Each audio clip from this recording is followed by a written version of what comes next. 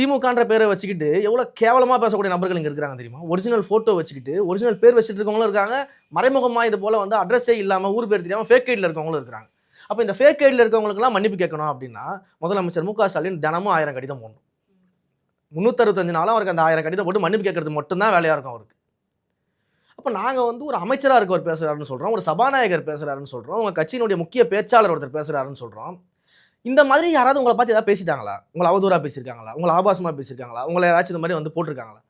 அப்போ நீங்கள் திட்டமிட்டு ஃபேக் ஐடிஸில் இருக்கிறதும் ட்விட்டரில் ஏதோ ஒரு அட்ரஸ் இல்லாத ஐடிஸ் பேசுறதுக்கு எல்லாத்துக்குமே வந்து கட்சி ரியாக்ட் பண்ணணும் அப்படின்றது எந்த விதமான நியாயம்? இத்தனைக்கும் நீங்கள் ஒரு விஷயத்தில் எனக்கு கவனிக்கணும்.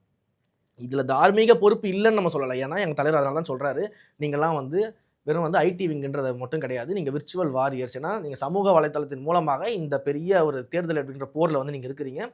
நீங்கள் வந்து அதற்காக வந்து சரியாக நடக்கணும், டீசெண்டாக நடக்கணும். நம்ம எப்போவுமே வந்து ஆபாசமாகவோ அவதூறாகவோ திமுக போல நடந்துக்க கூடாது அப்படின்னு சொல்லிட்டு அறிவுரை சொல்கிறாரு. அன்றைக்கு மட்டும் இல்லை, பல்வேறு இடங்கள்ல எங்கள் தலைவர் பார்க்கிறப்பெல்லாம் இந்த அறிவுரையை வந்து சொல்லிக்கிட்டே இருக்கிறார்.